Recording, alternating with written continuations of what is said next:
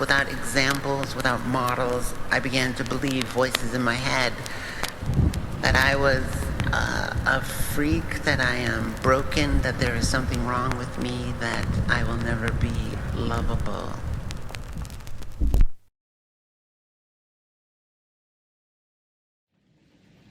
Esse vídeo é sobre o diálogo entre um pensador e um músico, sobre pensar através de um e sentir através do outro, para tentar entender o mundo à nossa volta e o que ele tem feito com o nosso inconsciente. A voz do início do vídeo, no disco de vinil, é de Lana Wachowski, ao receber o Prêmio de Visibilidade de Direitos Humanos. Esse trecho foi inserido como sample na música Come Down to Us, do produtor de música eletrônica William Emanuel Bevan, mais conhecido como Burial.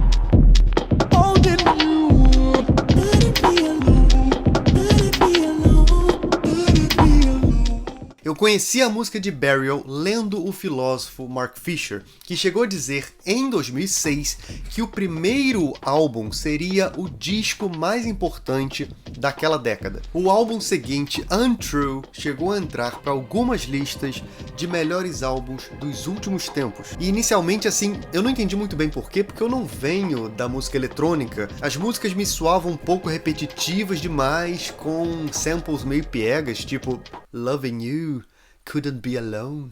Mas fica a dica, quando se conhece arte através de filósofos no meio de textos densos, a coisa vem já carregada de várias camadas. E eu senti que tinha algo ali que eu não estava vendo ou ouvindo. O pseudônimo Burial nasce de um resgate histórico das batalhas de DJs. Quando ainda na época dos primeiros sound systems, eles guardavam seus Burial Tunes como última música para a batalha final. Mas o seu nome revela algo também filosófico. Suas músicas não estão falando da morte do corpo, como no Doom Metal ou no Death Metal, por exemplo, mas da morte daquilo que queríamos ter vivido. Burial é o caso mais convincente de que nosso Zeitgeist é essencialmente assombrológico. Vou explicar. Segundo Mark Fisher, o capitalismo tardio pós-União Soviética vem desconstruindo as possibilidades de futuro, gerando apenas círculos de nostalgia industrializada. E a música de Burial vira uma espécie de sismógrafo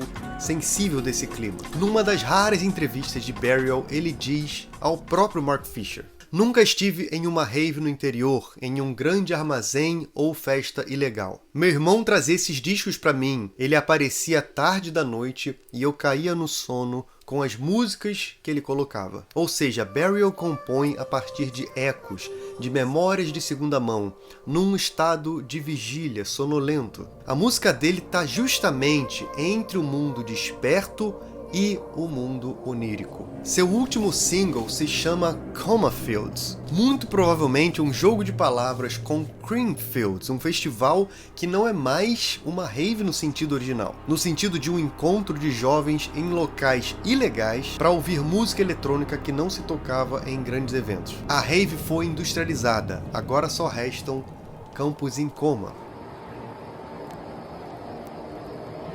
I saw something.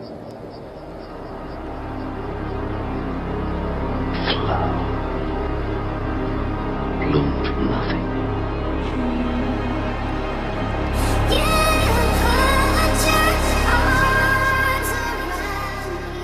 Burial é um artista quase anônimo que não toca em festivais até hoje. Ele é introspectivo como a sua arte. Uma mente criativa que soube absorver do mundo essa nova melancolia, transformando aquilo que inicialmente me parecia piegas em reflexo do nosso inconsciente coletivo. Entre o mundo dos sonhos e a realidade material, Burial tem alguns títulos atmosféricos e quase teológicos, tipo Archangel ou Come Down to Us. Também títulos mundanos como In McDonald's, além de títulos bem cyberpunks como Ghost Hardware e Shell of Light, que possivelmente foram inspirados em Ghost in the Shell.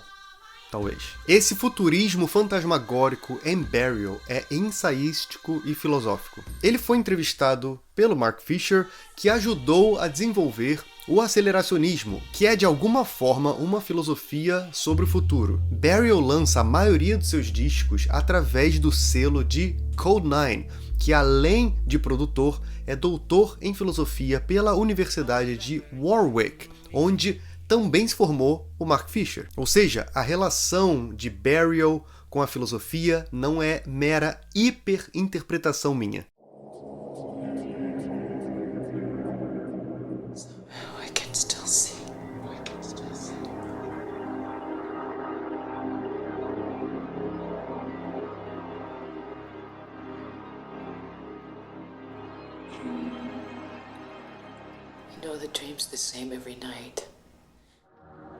Mark Fisher adota o conceito ontologie de Jacques Derrida e o reinterpreta. O termo hauntologia, que pode ser traduzido por assombrologia, de assombração de fantasmas, foi originalmente cunhado para evocar como o mundo, mesmo depois do neoliberalismo, permanece assombrado por gentilezas, por justiça social, desejo de igualdade, etc. Em outras palavras, o presente é assombrado por futuros perdidos que o neoliberalismo tenta nos privar, mas que a gente teima em resgatar do passado. Mas isso não quer dizer que o Mark Fisher acha que a gente deva voltar ao passado, a uma condição pré-capitalista, mas resgatar certos valores para construir um futuro. O termo em francês soa de forma proposital como ontologie, ou seja, se a ontologia é o estudo do que são as coisas,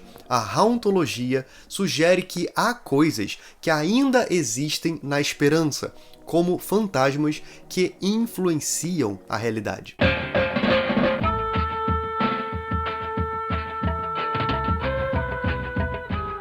Na Jamaica dos anos 70 é a primeira vez na história que a mesa de som e o toca-discos viraram instrumentos musicais. E, a partir disso, músicas do passado passaram a ser ressignificadas em músicas novas através da mixagem. Para Fisher, o jungle já nos anos 90, que é um estilo de música eletrônica que nasceu com a influência da diáspora jamaicana na Inglaterra, para ele foi o ápice futurista da mixagem. O termo jungle veio de concrete jungle, uma gíria jamaicana e consequentemente marginalizada pela mídia britânica, ou seja, racismo em outras palavras. O drum and bass nasce do jungle, mas perde parte do seu afrofuturismo, se tornando algo excessivamente técnico e pálido, como diz o Fisher, para ser mais aceito pela grande mídia do Reino Unido. No mesmo momento em que o drum and bass começa a se tornar popular e apagar de certa forma o jungle, na mesma época as raves são proibidas. A temporalidade quebrada do jungle é algo que interessa muito ao Fisher. Os samples de reggae representando o passado e a tecnologia da mixagem e manipulação desses samples representando o futuro, produzindo sons que não tinham correlatos pré-existentes. Mas na visão de Fisher, depois disso, tudo ficou estagnado. Por que então a música parece ter evoluído tão pouco de lá pra cá? Um disco de jungle de 1993, escutado por alguém em 1989, teria soado como algo tão novo que ele seria desafiado a repensar o que é música.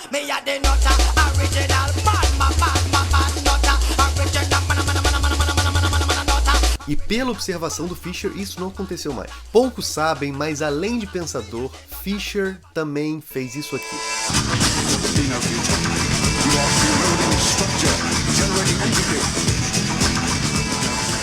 Quando ainda muito jovem, ele fez parte de um trio chamado The Generation. E como eu coleciono disco de vinil, como vocês viram, eu achei esse disco raro à venda, e isso serve de maneira ironicamente perfeita para ilustrar a teoria de Fisher. Eu encontrei esse EP por 100 libras, e saca só o que o vendedor manteve na capa: Only £1.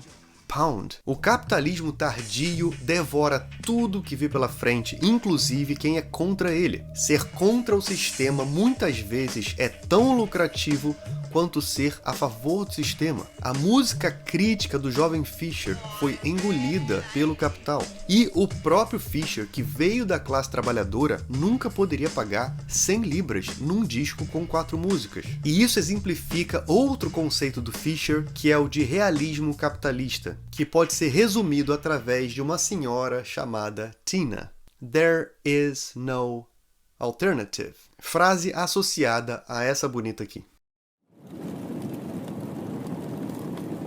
A ideia de que não há alternativa possível ao capitalismo. Fisher diz que a sociedade capitalista dominou não apenas os nossos corpos e o nosso tempo, mas também o nosso inconsciente, de forma que nem o punk, nem o hip hop, nem as raves escaparam disso. Um filme que critica o sistema como Wall-E é antissistema? Um filme da Disney?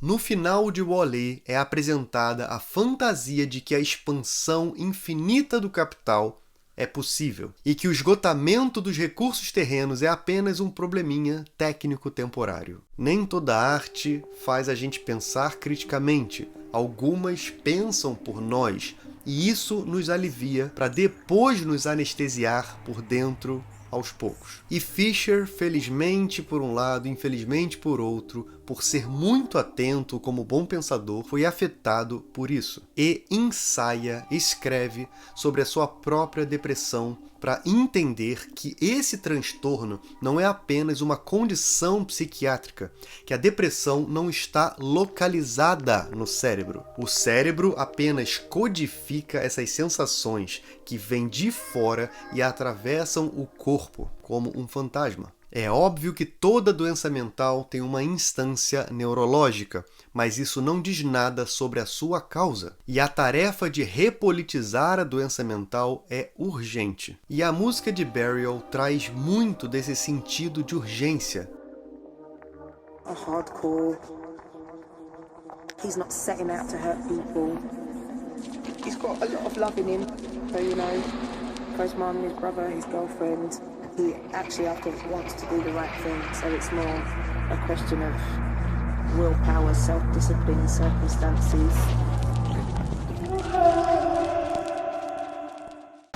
Burial tem um aspecto aceleracionista no sentido de um tipo de futurismo espectral quando mostra contradições do capitalismo e sensações de obsolescência que vem disso, mas para que talvez algo novo emerja daí. Durante anos, Burial foi descrito como trilha de filmes que nunca existiram, até que finalmente ele encontra imagens. Burial foi chamado para compor a trilha do filme Bird. O filme mostra no subúrbio a vida de gente que não tem futuro garantido, mas com uma fresta improvável de redenção. Não uma catarse eufórica como nos filmes de Hollywood, mas um vislumbre de que, mesmo depois da Tina, ainda é possível cultivar empatia e afetos. Algumas músicas de Burial soam eufóricas, dançantes, mas sempre de forma um pouco distante, com altos e baixos e vozes espectrais, criando uma ficção sônica, como diria o Code 9.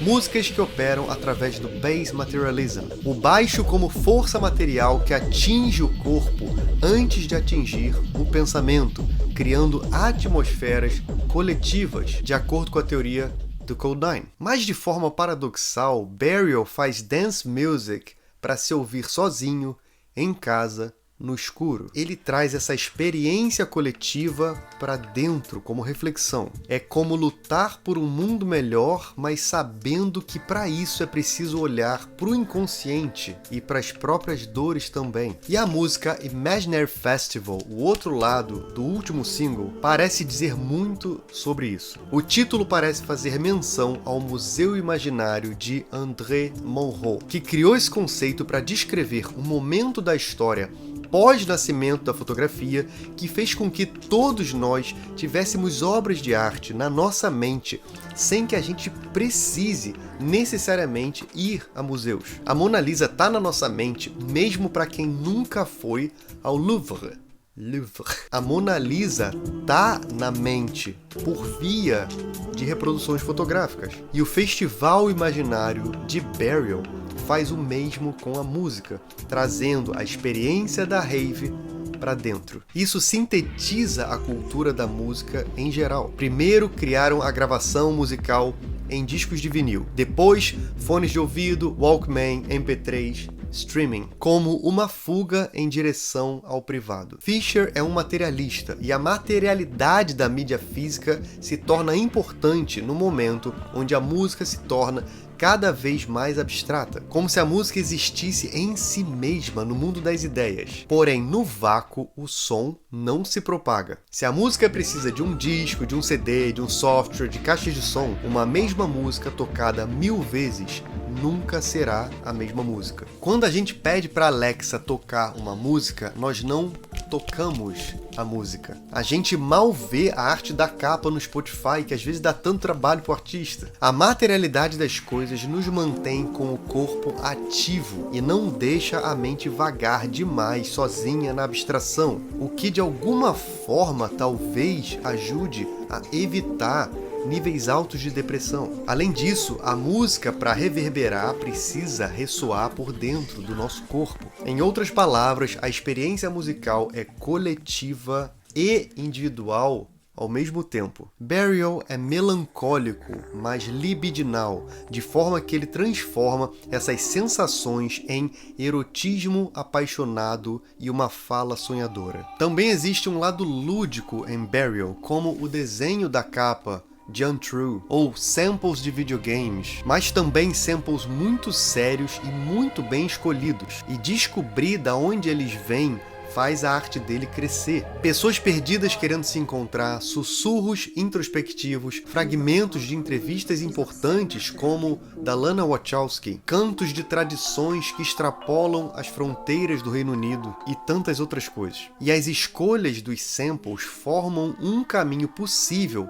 para ele alcançar seus semelhantes por afinidades. E eu me identifico bastante com o pouco que eu sei da personalidade dele. Respeito o trabalho árduo, mas temo um trabalho diurno ou uma entrevista de emprego. Num trabalho formal, eu estaria nos corredores, observando todas as portas de manutenção, sonhando em entrar nos dutos de ar, um portal. Quando criança, eu sonhava que era colocado na lixeira, fugindo das coisas. E todo mundo na vida tem esse desejo de fuga em algum momento. Mas se você conseguir escapar por um segundo, você não pode descer às margens do velho Tamisa e jogar o celular no rio. Quantos de nós, mesmo no pico do burnout, tem coragem de jogar o celular no rio e mudar radicalmente de vida?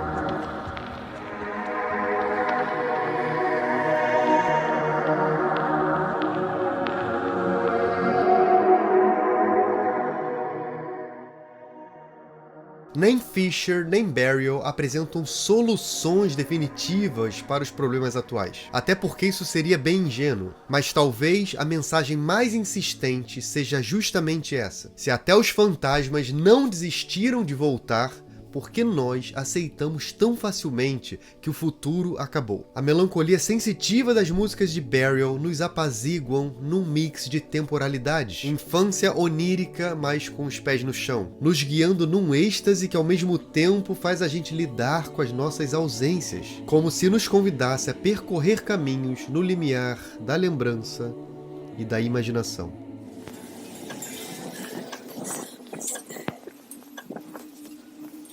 No one to hassle you, no one to tell you where to go or what to do.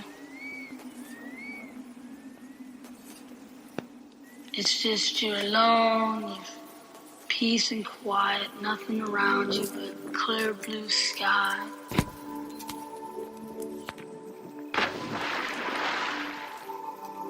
The only bad part about flying is having to come back down to the world.